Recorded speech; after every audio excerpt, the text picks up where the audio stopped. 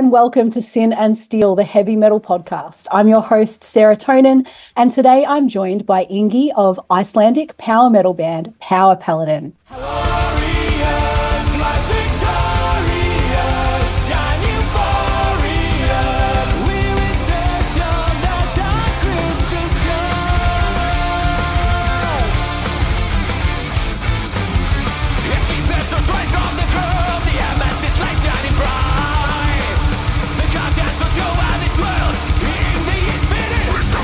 Thank you so much for joining me. Thank you for having me. So to first paint a little bit of a picture for viewers who might be unfamiliar with Paladin, they, as I mentioned, are from Iceland and they play this really upbeat power metal. There's some really epic stuff, and then there's a bit of stuff with like some traditional and I would say even a glam edge to it.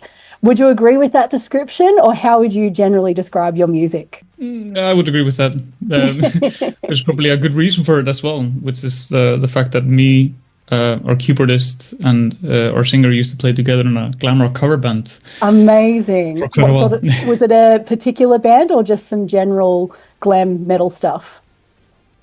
No, we just random stuff that we thought was funny to cover.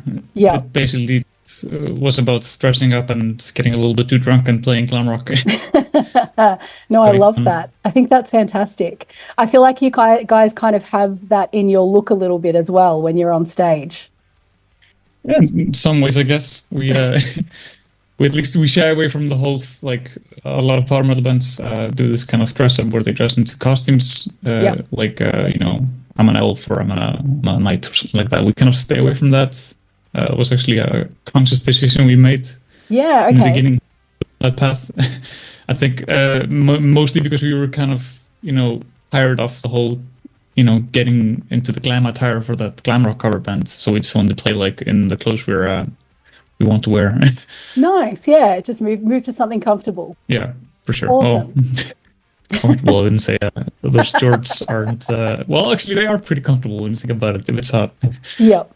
Nice. So your debut album with the Magic of Windfyre Steel was released in 2022, and it looks like you guys got a really good response to that. What can you tell us about this album and the inspirations behind it?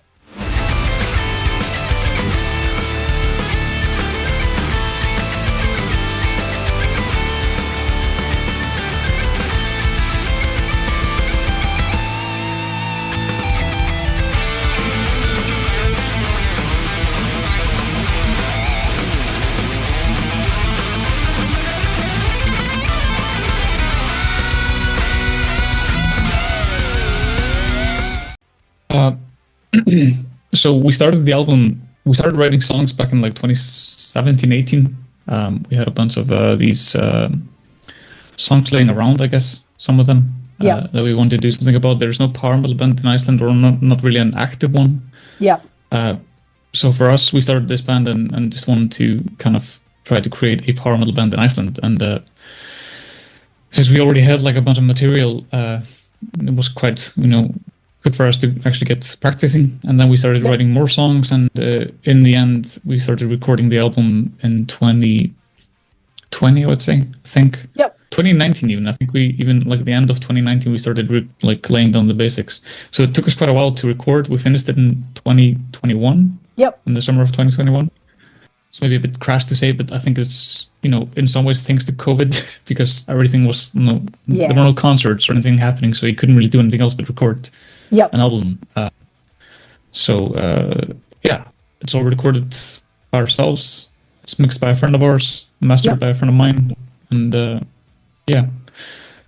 it's the inspiration's just power metal. We're all big fans of it, and we've been listening to, all these bands for a long time, and you can hear hints, here and there. Like these kind of, I wouldn't say tongue in cheek, but kind of references to riffs and songs. That we love. So it's in some ways maybe an homage to the bands that we love, and I guess that would constitute as the inspiration for it. Awesome. No, that's great. And you already touched on it, but so you guys actually did all the recording yourselves, and it was all very collaborative with, like you said, some of your friends and stuff. What was that process like? I think our keyboard has talked about the fact he said a sentence that was there was no way in hell we would ever be able to create this album if we hadn't recorded it ourselves, Yep. mainly because it would have been too expensive, because we have so many layers, we spent so many hours, just doing stupid shit trying to see if it worked, if it didn't Yep. work. I mean, we have about, I think 50 to 60 tracks of backing vocals in some songs. Just Wow. us, yeah, trying to create that, big choir kind of sound. Yeah. But you can't do that well in the mix, but still. Yeah. So there's a lot of like time that went into finishing the product, and going into a studio and trying to fight against time to do these things is not really something that would have allowed us to actually do it. So yeah, it helped a lot that we actually recorded it by ourselves. Yep. And we're doing the same thing with the next album that we're working on right now. Awesome. I do have a few notes there to jump into that, but before we do, there was something else you mentioned I would love to touch on. So now Iceland, kind of Nordic country, I imagine you have a pretty big heavy metal scene there, but very much black metal, death metal, those types of things. So you said you're the only power metal band from Iceland? Well, there are other bands. I'm not going to pretend that we are the first ones to do it. Actually, me and the bassist and the drummer used to play in a power metal band together. Yep. And before Power Paladin, the bassist and the drummer played in another power metal band. Awesome. And there are bands like Arendelle that released an album in 2014. I can't remember exactly. And a band called Asculus. Yep. That released something. I think they would maybe constitute more as a symphonic band. Yeah. I guess there's no activity in any of these bands, it seems, or at least I haven't seen Asculus play live for a while. And I think Arendelle just kind of quit after they released that album back in 2014. But I do remember, me and the guys used to, because they are from another city, like up north, and we used to go into like these road trips just to see them play, because like, oh shit, there's a power metal band. Yeah. So we did these little drives, like 4-hour drives across the country to see a power metal band play in Iceland. That's awesome. So in an area, I guess, that is so focused on some of the other genres and where there's not a huge amount of local, I guess, power metal, what influenced you to making power metal out of all the genres? The severe lack of it, I guess. Saw an opening in the market. Yeah, we think we even pitched it as a joke to the label that we have 100% market share in Iceland. But it's the lack of power metal that when you don't have the bands that you want to see, you kind of just have to make your own fun. Yeah. So, I think that's awesome. And with that, how has your music been received there, and how do you go in terms of live gigs and festivals and things like that at home in particular? Yeah, I mean, much to our surprise, because this band was, it's just all 6 of us are like old friends. So it was just started as a more, I wouldn't say a joke, but not on a serious basis. We didn't have a Facebook website until like 2 years into the band, because we didn't really think of this as a band. Yeah. It's more of a fun project that we did to play gigs and play power metal. So when we actually got, like, weirdly enough, for some reason, even the black metal scene seemed to like us. We were booked at like these black metal festivals. Yeah. Like that, just as a maybe a palate cleanser. I don't know. That was on the tip of my tongue. I was like, it'd be a great palate cleanser. So it was. I mean, we were surprised. We never thought anybody would, actually enjoy this, let alone that a label would sign us and release our album, to the world. So this has all been just like a. There are 2 ways to look at it. Either it's a very like happy coincidence, or a joke that completely went out, like completely dropped out of our hands. So yeah, I don't know. It's awesome though. And I saw that you've been doing a lot of international shows as well, and some really cool festivals.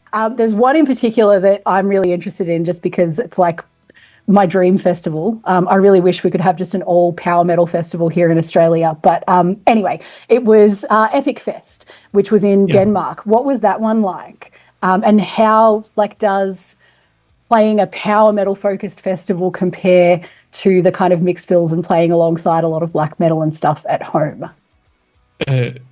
first of all, fantastic festival. Highly recommend to Yeah. anybody that likes power metal to go to there because they live and breathe power metal. So Yeah. it's very like it's a very fun scene to be at. We actually arrived a day early to Yep. be able to check it out.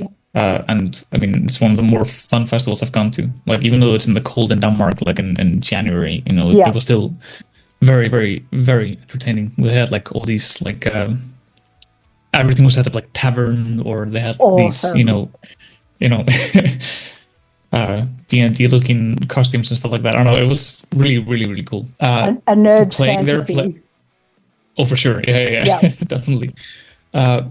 Playing there was, I'm not gonna lie, for me at least, was a bit nerve-wracking because those are the people that know what the music sounds like. You know what I mean? Yeah. Yeah. So they know what to expect, and they expect certain things, maybe compared to the kind of rawness of playing a black metal festival where people are like, fucking guitar solo, that's sick. But well, the other listeners maybe listen to he fucked at that guitar solo. So like I remember being actually quite nervous for that festival. Yeah. Even to like playing at Rockars later in the summer, where we played in front of a lot more people, and that was like just comfortable, chill. Yeah.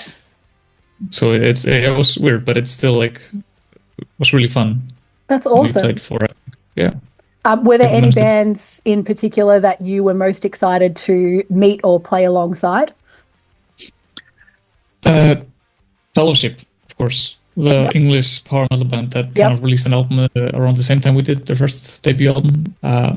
We got to meet them, and it was fun to hang out with them. I ran into Twilight Force guys. We were talking to the guitarist, and didn't really see the Beast in Black guys. I did actually have a chat with Chris from Hailstorm and Gloryhammer, but I didn't realize I was talking to him. That's kind of funny.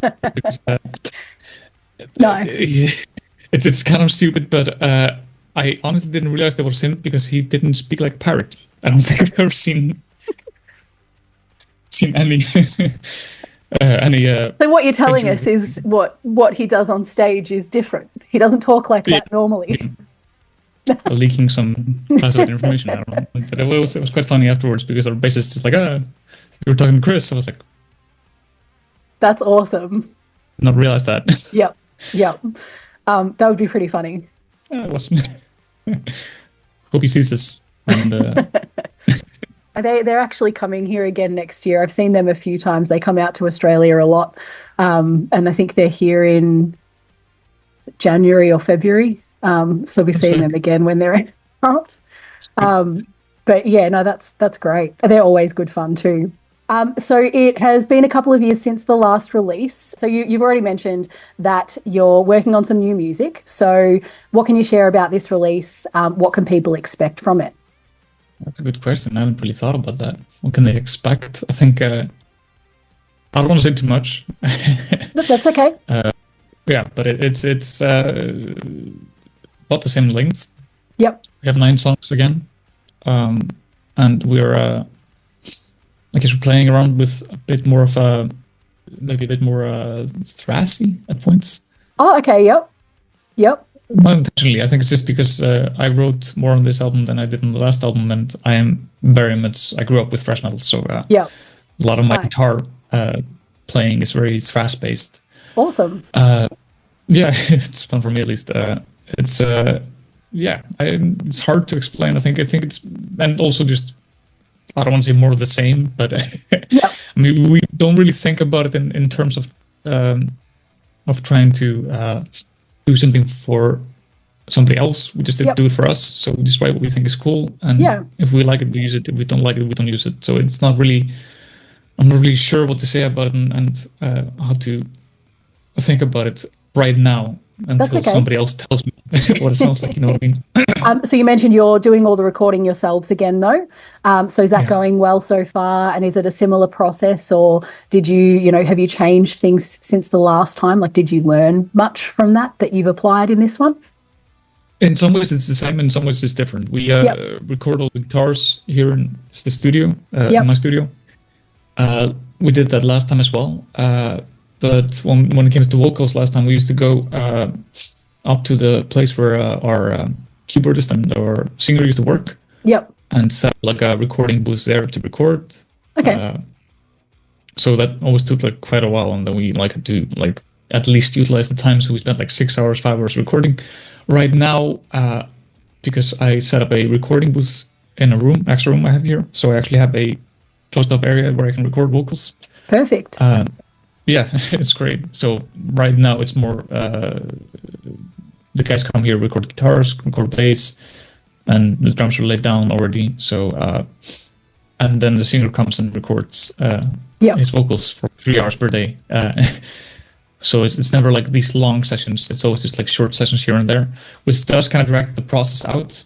But we are this is still, even though we have a label and everything like that, this is still something we treat kind of as a hobby. Yep. Because we are, I mean, most of the guys have kids, and it's and we have work, stuff like that. Yep. Need to balance it. It's a longer process, I guess. Yeah. But it doesn't take away from the fun. That's the main thing, right? Yeah, for sure. Is there any anticipated release date as yet, or? I've burned myself before guessing. That's okay. So I'm not gonna say, but we do aim for releasing it next year. Awesome. No, that'll be good. Something to look forward to for sure. And is there anything else happening for you guys that you'd like to talk about? Right now, we are just focusing on the recording of the album. Yep. So we've kind of taken a hiatus from doing gigs, with the last one in Germany this summer. Yep. And decided just to, cut it after that, just to be able to focus on the whole recording process. So not really, I guess. It's really kind of we're trying not to get sidelined. Yeah. As to not lose focus on the recording process. So not really a lot. Yeah. A lot of other stuff going on, I guess. That's good. Like you said, you've got to focus. It's a good way to approach it. Before we do finish up, I did also want to mention that for Sin and Steel viewers, even if they weren't familiar with Paladin previously, they might recognize you guys from that Songs That Sound Like Other Songs mini-series that I did, where we looked at the song Ride the Distant Storm versus the track Wizards by Glory Hammer. Yep. I mean, it's power metal, right? Yeah. And it was a little bit fast. Devon Townsend. Yep. The Traveling. And look, I always explicitly state in those videos that I'm not saying that anyone is copying anyone. A lot often it's either just by chance or it's a bit of an homage to the bands that they love. But I always still worry that if the bands see them, that they might be offended or take it too seriously. But you took it like an absolute champ. What do you think of that video? It was fun. It's funny that they chose that song because and I don't know if I'm gonna get my ass kicked by the guys for saying this, but there's another song that it's kind of based on. Yep. The intro is an homage to a Rhapsody song. That would make sense. And I mean, I feel like they because I've compared it to Glory Hammer, but Glory Hammer, they've got huge inspirations from a lot of those bands as well, right? And you did in your comment, how did your vocalist like the comparison to Devon Townsend? He was happy about it. Yeah, I mean, he's incredible vocalist, right? And Brett, who said that in the episode, just he loves Devon, so big compliment, really. I do appreciate you taking the time to watch it too, and for reaching out afterwards. It makes sharing those videos a whole lot more fun. Of course. So I was glad to see somebody. It's always fun to see somebody deep dive into something that you've created. I think it's if I ever get tired of that, I've gotten famous, and I don't think I want to be famous. Nice. And so finally, where can people find you, and how can they show support to your music?